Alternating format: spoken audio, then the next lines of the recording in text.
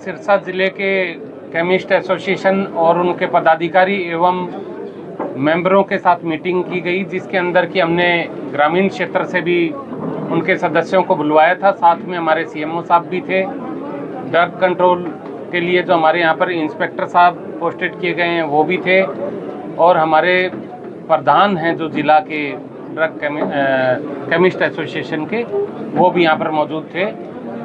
आज काफ़ी लंबा विचार विमर्श किया गया है और कुछ हिदायतें दी गई है केमिस्ट एसोसिएशन के सभी पदाधिकारियों और मेंबर्स को। उनसे रिक्वेस्ट भी की गई है। हिदायतों में ये है कि वो बगैर किसी प्रिस्क्रिप्शन के या पुरानी प्रिस्क्रिप्शन पे किसी को भी जो हमारी ऐसी दवाएं हैं जो कि मेडिकल इंटॉक्सिकेंट के रूप में यूज़ की जाती हैं या जो मिसयूज़ के प्रोन हैं वो ना दें। इसके अंदर स्ट्रिक्ट चेक रखें। दूसरा, अपने वहाँ पर जो आपके इनके कैमरे हैं, कैमरे दुरुस्त रखें, उनमें कम से कम 1 महीने की फुटेज होनी चाहिए। तीसरा, जब सामने जो व्यक्ति इनके पास कई बार सिरिंज लेने आता है तो वो सिरिंज को खुले तौर पे ना बेचें, विदाउट प्रिस्क्रिप्शन ना दें। इसके साथ ही ये भी था कि यदि कहीं पर जैसे हॉस्पिटल्स की डिस्पेंसरी हैं या जो वहाँ पर केमिस्ट शॉप हैं, वहाँ पर यदि कोई इंजेक्शन है आफ्टर यूज़ उसको फेंक देते हैं, उसको डिस्ट्रॉय करें फेंकने से पहले, ताकि वो रीयूज़ ना हो सके। इसके अंदर हमने ये भी सुनिश्चित करने को कहा है कि यदि कोई व्यक्ति बाहर से आता है और वो दिखता है कि ड्रग एडिक्ट है तो तुरंत अपने इलाके के एसएचओ साहब को बताएं, और वहाँ पर जो आपके ड्रग इंस्पेक्टर साहब हैं उनका भी सभी को नंबर पता है, व्हाट्सएप ग्रुप भी हैं, उनसे इस बारे में गाइडेंस लें। साथ ही कई बार जो प्रिस्क्रिप्शन स्लिप होती है उसकी भी जेन्युइनिटी पे अगर कहीं किसी को शक लगे तो वो तुरंत अपने ड्रग इंस्पेक्टर साहब से संपर्क करके उसको वेरीफाई कर सकते हैं। ये एक साझा मुहिम है और ये सभी के साथ चलने से होगी, क्योंकि मेडिकल इंटॉक्सिकेंट ऐसी चीज़ है जो कि जानलेवा है। जो चीज़ इंजेक्शन के लिए नहीं बनाई गई या सीमित मात्रा के लिए बनाई गई और उसको ज़्यादा मात्रा में लेंगे तो वो फिर जान लेगी। तो हमें अपने समाज को, अपने सिरसा ज़िले को, हरियाणा को, देश को नशे के प्रकोप से बचाना है, और इसके लिए ज़रूरी है कि हम सब मिलकर काम करें। और केमिस्ट एसोसिएशन ने हमें भरोसा दिया है, एक एक व्यक्ति ने हाथ उठा के हमें भरोसा दिया है कि वो मेडिकल इंटॉक्सिकेंट की सेल नहीं करेंगे। इसके बाद हमने उनको ये भी चेताया है कि यदि किसी ने ऐसा किया और उससे किसी के शरीर को हानि पहुंचती है या कोई मृत्यु होती है, या फिर even drug de addiction centre में कोई पेशेंट जो भर्ती है वो बताता है कि इस शॉप से मैं गलत तरीके से दवाई ले रहा था, जो दवाई नहीं उसको मिलनी चाहिए थी, जिसका कि उसने मिसयूज़ किया, तो उनके खिलाफ फिर हम एप्रोप्रिएट सेक्शंस में, सख्त सेक्शन में, इंक्लूडिंग यदि किसी की जान गई हुई है तो हम 105 बीएनएस के तहत उसके खिलाफ कार्रवाई करेंगे और उसको किसी भी सूरत में फिर बख्शा नहीं जाएगा। सर, प्रशासन लगातार नशे की रोकथाम को लेकर के सतर्क है, पर नशा जो है खुलेआम बिक रहा है, उनका साफ साफ देखा जा सकता है कि जो ओवरडोज से मौतें हो रही हैं, युवा खासतौर पर किस चपेट में आ रहे हैं। इसके लिए देखिए अवेयरनेस भी ज़रूरी है, साथ में एनफोर्समेंट के साथ इसमें 3 प्रोंग स्ट्रेटजी है। पहला है अवेयरनेस। यदि व्यक्ति जागृत होगा, इवन स्टूडेंट से शुरू होता है, क्योंकि स्टूडेंट लाइफ में सबसे ज़्यादा चांस रहते हैं बच्चे को पीयर प्रेशर से या किसी अन्य कारण से, अनभिज्ञता से इस लत की ओर जाने की।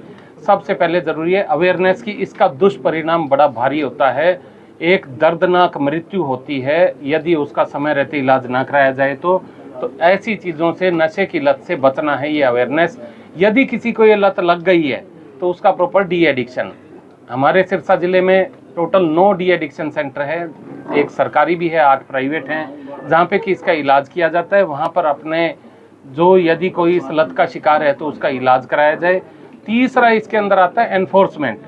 जैसे कि अब हालिया समय में ये सामने आ रहा है कि मेडिकल इंटॉक्सिकेंट की वजह से कुछ ओवरडोज की मृत्यु हुई हैं, आसपास के क्षेत्रों में भी हुई हैं, कुछ यहाँ पे भी हुई हैं। तो उसके अंदर उसी कड़ी में ये मीटिंग ली गई है ताकि इस प्रकार का नशा बिके ही नहीं, और यदि कोई बेचता है, कोई बेचता है इस प्रकार का नशा तो उसके खिलाफ बहुत सख्त कानूनी कार्रवाई की जाएगी, उसको किसी भी सूरत में बख्शा नहीं जाएगा।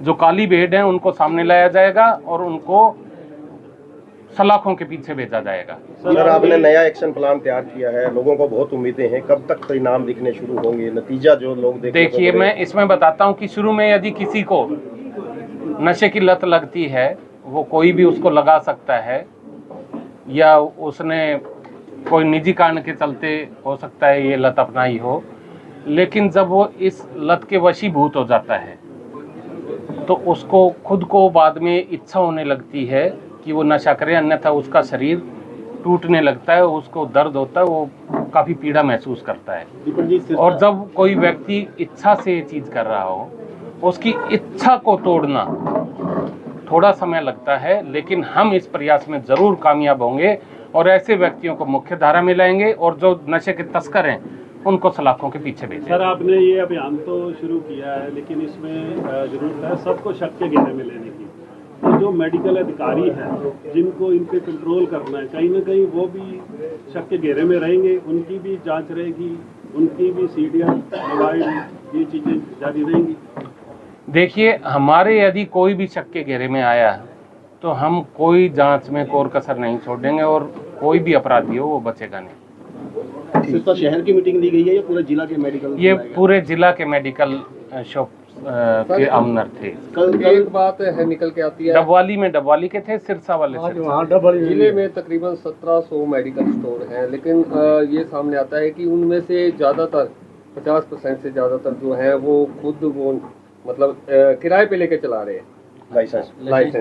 तो इस बात को लेकर, क्योंकि किराए पे लेके चला रहे हैं, तो वो अब देखिए, मैंने अभी मीटिंग में भी कहा था कि सभी सीसीटीवी कैमरा लगवाएंगे और हमारे ड्रग इंस्पेक्टर साहब हैं, काफ़ी चुस्त व्यक्ति हैं, ये भी अपने कह रहे हैं कि हमारी चेकिंग लगातार चलेगी और साथ में हमने इनको ये भी आश्वासन दे रखा है कि जहां पर पुलिस की टीम चाहिए पुलिस की टीम साथ जाएगी, प्लस हम डी एडिक्शन सेंटर भी विजिट करेंगे और वहां पर जो हमारे पास इंफॉर्मेशन आती है उसके अकॉर्डिंग भी कार्रवाई लेंगे।